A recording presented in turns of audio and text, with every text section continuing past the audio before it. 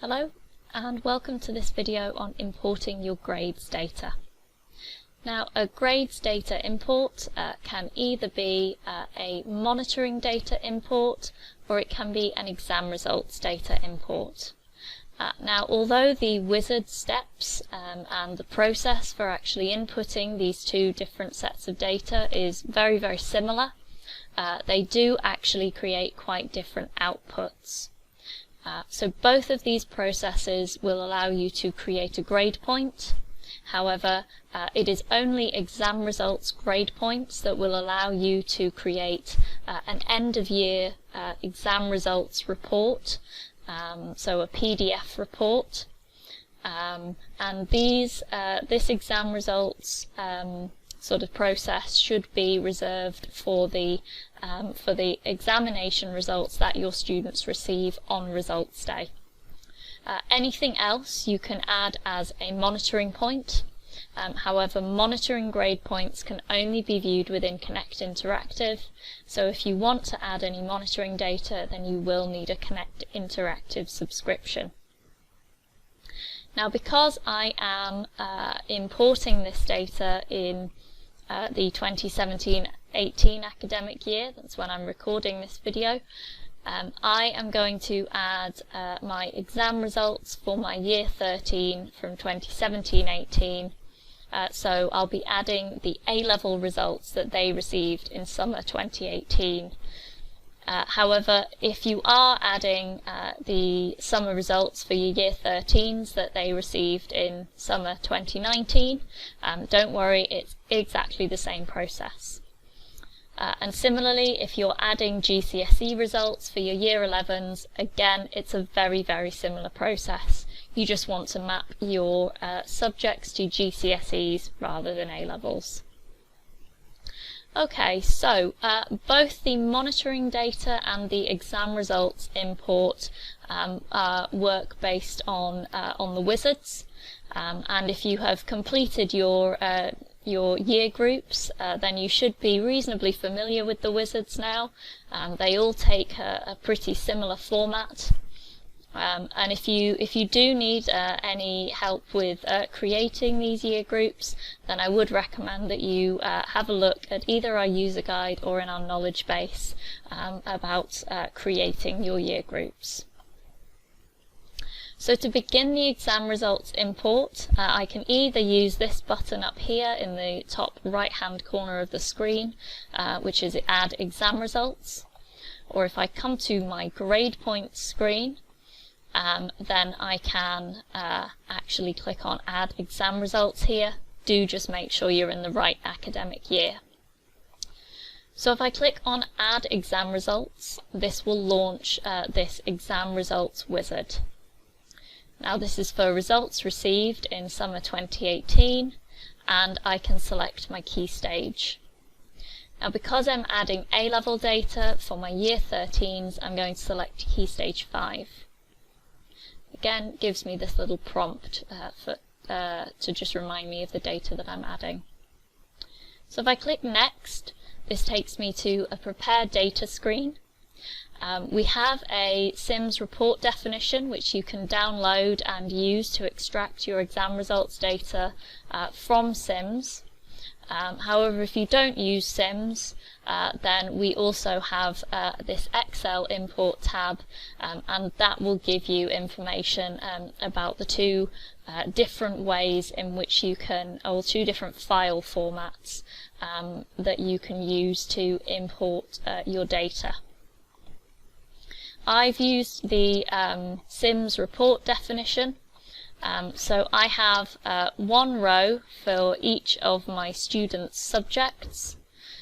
So that, if I click Next, that is a rows per exam result format. Now, if you prefer, or if your MIS works slightly differently from our SIMS report definition, then you can import using a mark sheet.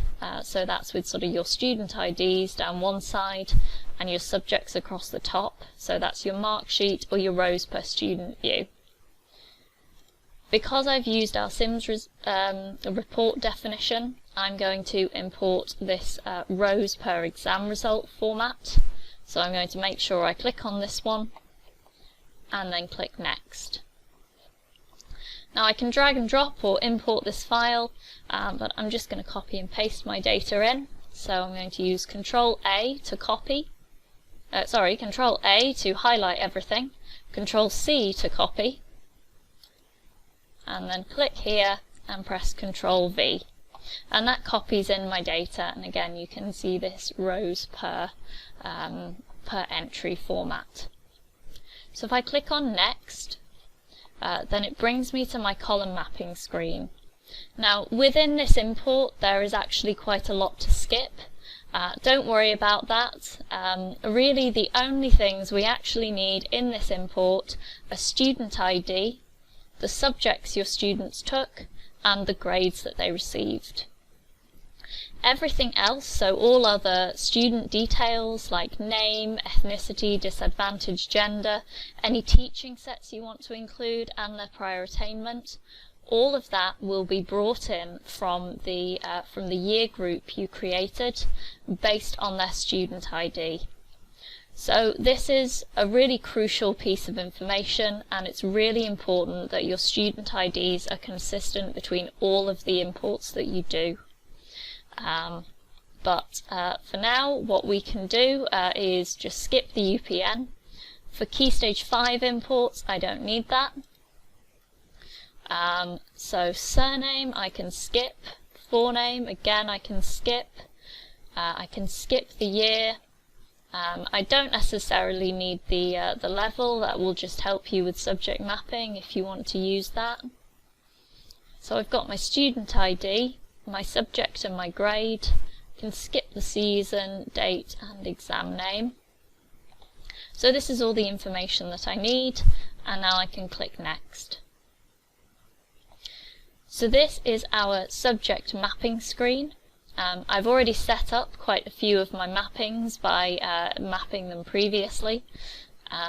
If your subject names are the same as a previous import, then the ALP subject that you initially selected for that will be remembered, and it will sort of map that automatically. So this little wand here down the middle shows that that is from my saved subject mappings. So I've got 4 here that aren't mapped automatically, that's highlighted in orange.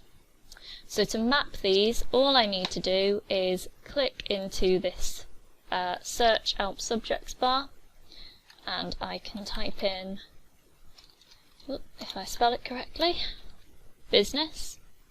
Now I do still get quite a few, so I'll click on A to just narrow that down a little bit, and select business studies. Can do the same with history.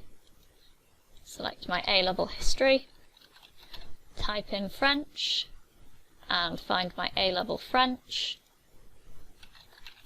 and do the same with chemistry.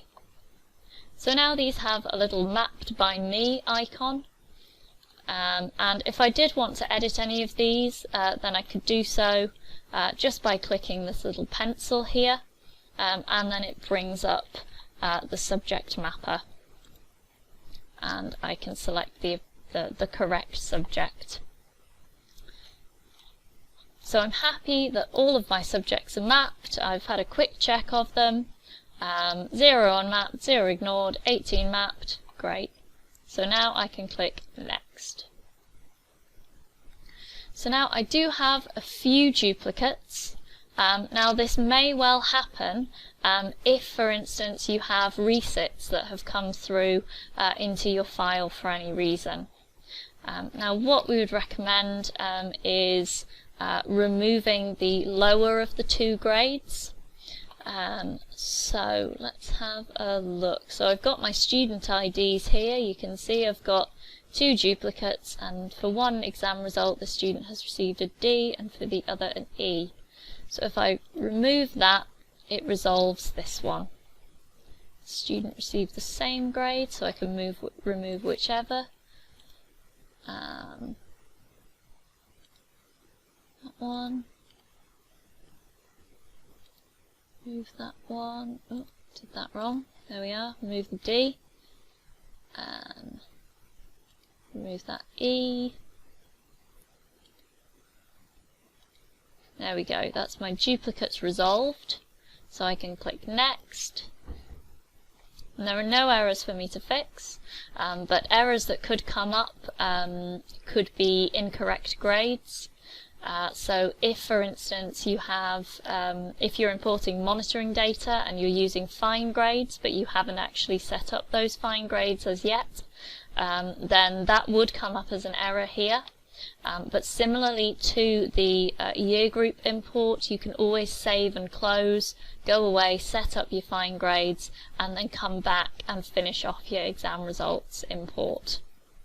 Well, it would be monitoring with fine grades, but similarly with exam results, you can also save and close and come back to it later.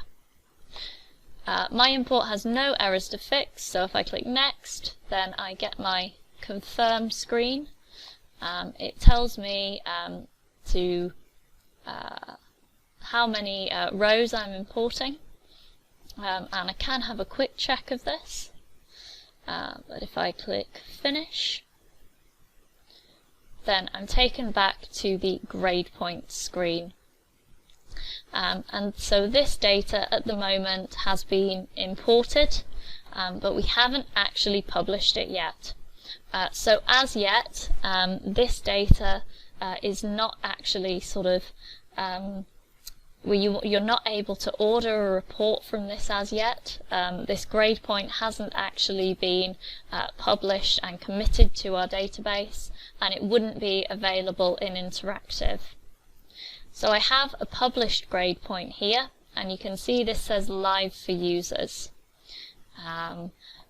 This one is not yet published, as my exam results is not yet published, and we will go through that in the next video, where I go through the check and publish screen with you, and then the order report screen. Now if you do need to edit any grades, you can do so by going to the grades screen. So if, for instance, you have any remarks, then you can click on grades. Make sure you're on the correct grade point for 2017-18, and you can see here I've got my my students, their subjects and grades, and I can sort this.